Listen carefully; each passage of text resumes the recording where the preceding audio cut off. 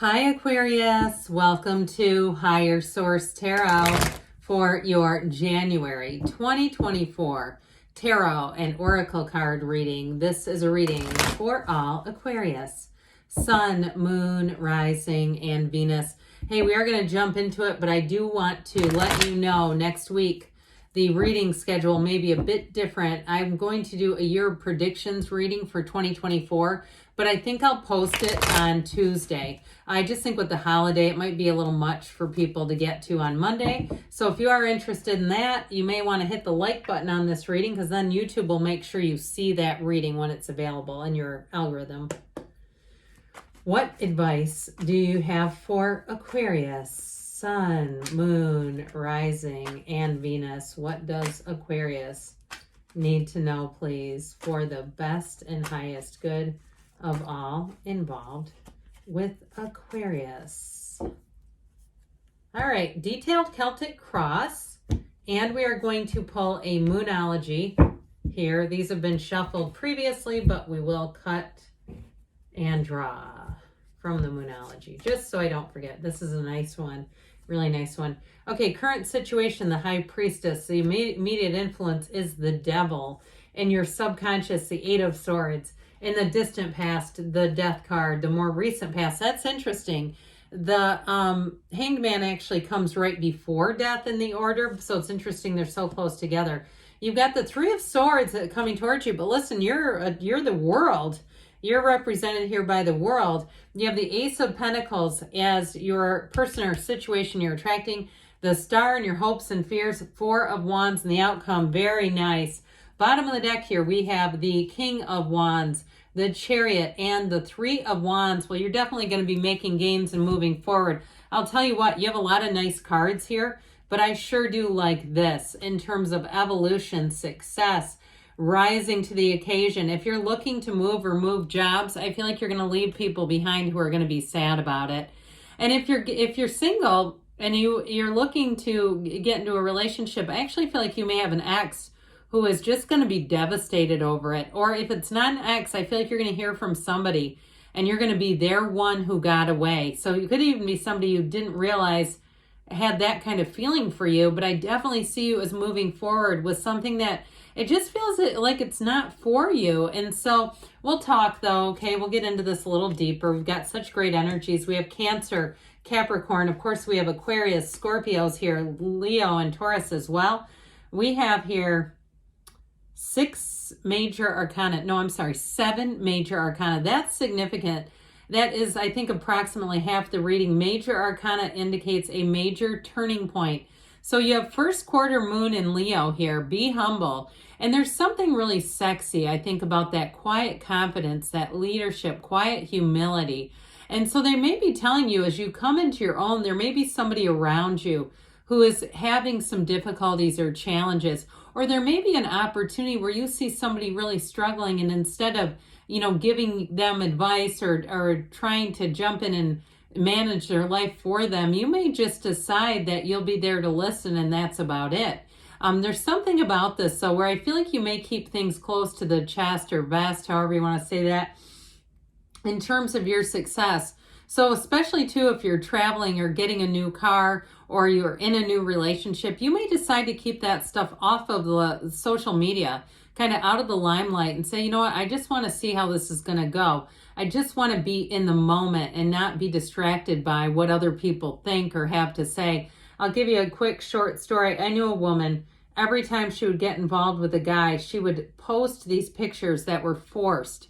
Okay, where she's on the guy's back. She's forcing him to, pose and all these ridiculous things.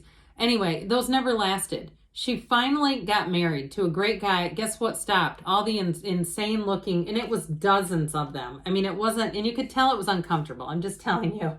So, and you may say, well, I would never do that anyway, but I'm just saying, I feel like, and that might be a little overkill, but I just feel like they're saying there's something about that. Keeping things to yourself that I actually feel like, it's one of those things too, like with this channel, people in my life, not many people know about it. I don't try to, get people in my social life to subscribe or I've never done it. I just do me.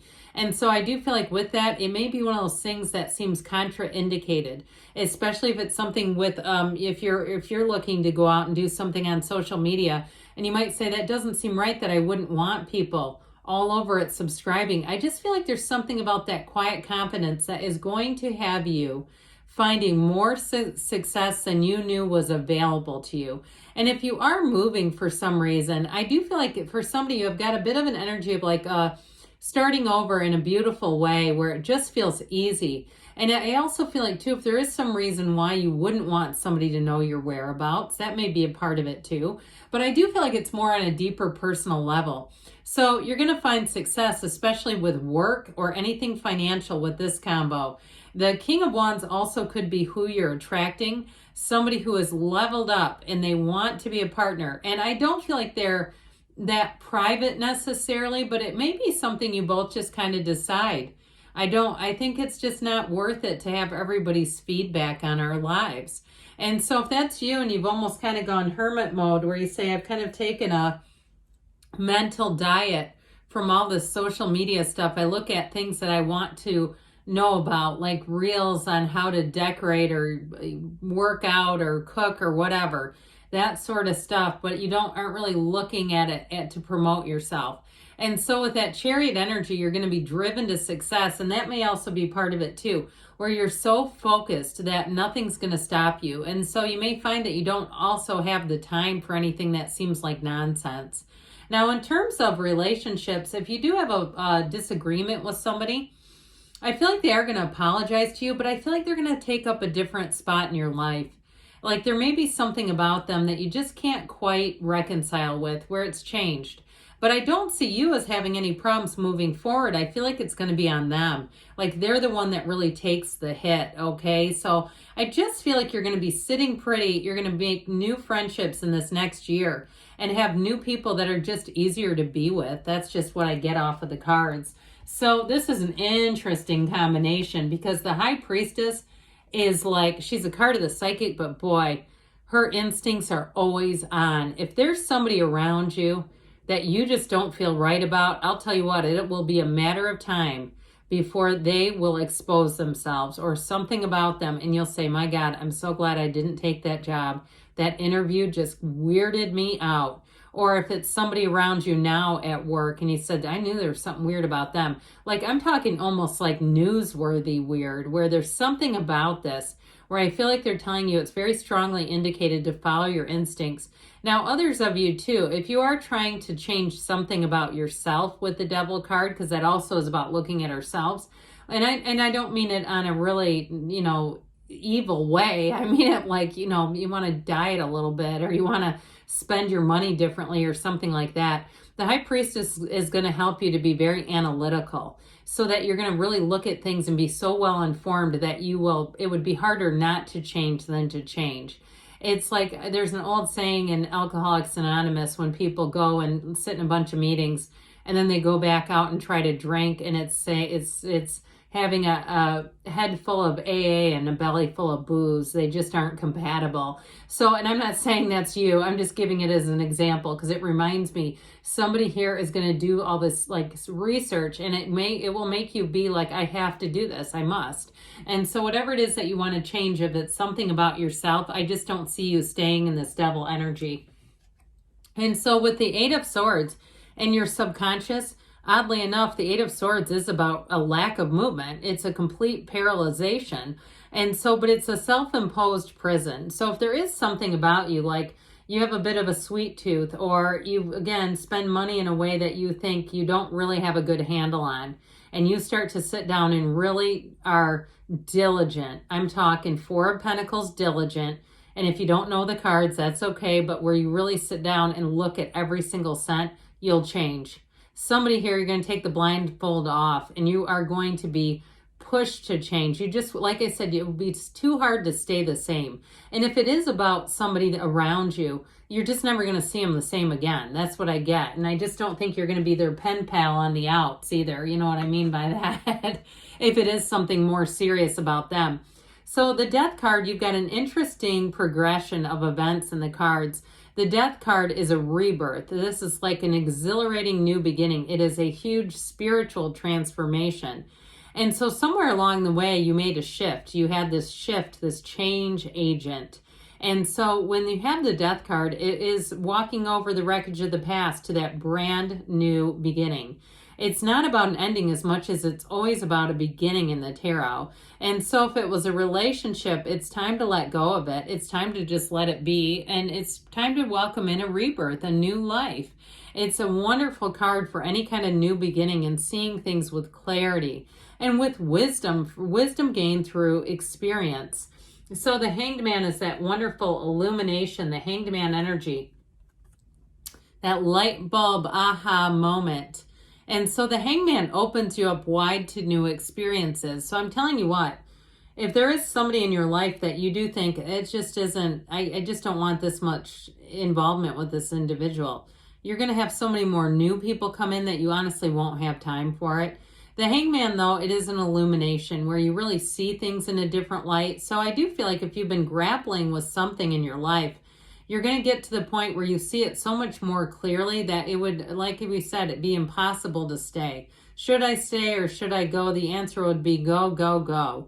And so that Three of Swords, I feel like if it's a job that you've seen something and you've realized that there's other opportunities for you somewhere else where you'll be happier than you are right now. I do feel like there's people around you, though.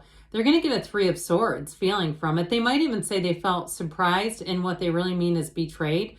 That's what I'm getting. And so I feel like, though, it's like, well, you know, it's not really fair because it's if they wanted you to stay, they should have treated you that way. I just feel like there's something about your job or a person around you that just may not be on the up and up. Now, in relationships, too, if you had a relationship that ended, I do feel like this person thinks you're going to come back around, or they have maybe some kind of an issue where they fantasize about things that are just not realistic based on their behavior. I feel like if it was a divorce too, they may even be to the point where they think you could get remarried.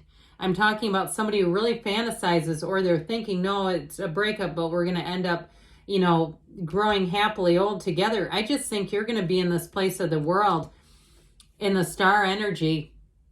And with the world, you have unlimited possibilities. This is an insanely great card to represent you. And it's also a change of perspective. I just feel like if you've had a difficult period or even a period of questioning, you're going to be in a place with all the answers where nothing holds you back. This is like a brand new lease on life. It is a life without limits. It is also moving. And so if you do move, I'm telling you what, people around you that didn't expect that, whoa. I mean, they're going to see things in a different way. I actually think it will change them. It's odd that somebody else's choices would be life-changing for people around you, but that's what I get, especially if you're moving. Now, with this Ace of Pentacles, if it is a job or a move, or even with a new relationship, it's a long-lasting chapter. It's a beautiful, stable chapter. And it's also, too, though, I do get with a relationship, somebody who treats you like gold. I just feel like you're walking into such a better set of conditions. And so you're going to find that people do little things. If it's a relationship, it is somebody who's very stable financially. I also see that the two of you will travel quite a bit together. And if they do live at a distance, I feel like you're going to have the resources you need to have that be okay, to have that work. And so the star energy is here to say you got better times ahead, but meditate, quiet the mind, connect yourself to source. This is a card of being in flow with the universe. And so your energy is so vibrant. And when you're in your own energy like this, people almost can't look away from you. And you may find too, when you're out and about, like you'll think, is that person staring at me? Was that person checking me out? The answer is yes. Okay, conversations that seem to last a little bit longer, all that sort of stuff is actually yes. It is what it is, okay? There's nothing hidden there. We just try to talk ourselves out of it. Sometimes we don't want to seem conceited in our own minds, but hey, if you got it going on, you do. And so with this Four of Wands, here's a marriage. This is a great card to have in the outcome because it's saying you have joy, you have celebration, happiness ahead, you have new beginnings ahead, but the new beginnings, this is law of attraction energy, always lead to more. It's just the beginning. They're about to walk through this 11/11, this beautiful Hindu wedding ceremony. They're going to walk through that and they're going to have more than they ever thought was possible. And that's you. So let's see. what the Fortune Oracle wants to tell you, and the Whispers of Love.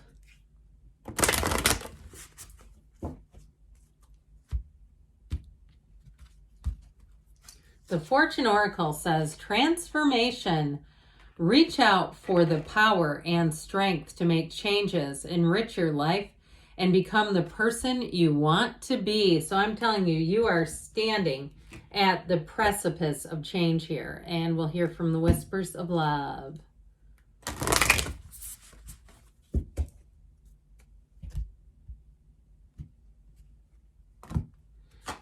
You've got listen to your heart. You are listening, but need to hear with a loving heart. So be open, meditate, like we said, because you may hear answers that you didn't expect to hear. But overall, I'm telling you what, this is going to be a great cycle. Good things are on the way.